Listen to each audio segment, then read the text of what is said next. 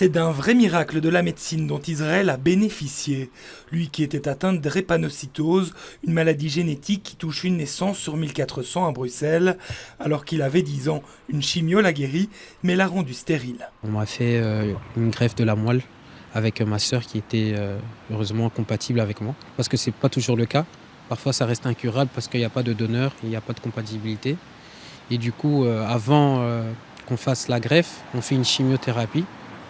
Et cette chimiothérapie en fait détruit les cellules reproductives. Ses parents ont donc décidé avant la chimio de faire congeler des tissus de ses testicules, conservés dans ces cuves d'azote à moins 196 degrés. Les tissus testiculaires étaient congelés dans des petites paillettes ici, comme que vous voyez. Donc on a remis les petites pièces qui étaient congelées il y a 16 ans avec les cellules souches, maintenant chez lui, dans le testicule lui-même. Et on va voir dans le futur, donc on va lui suivre pendant 1 an et on va retirer.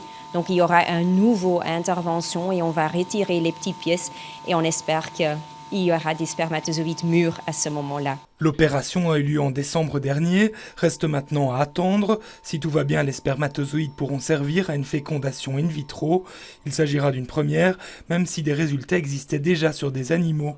De quoi ouvrir des perspectives pour tous les patients vivant une chimio avant la puberté. C'est pour des garçons avec du cancer, mais aussi avec des maladies bénignes qui ont besoin d'une chimiothérapie de conditions. Ce sont aussi, en d'autres mots, des maladies hématologiques comme la drépanocytose, par exemple.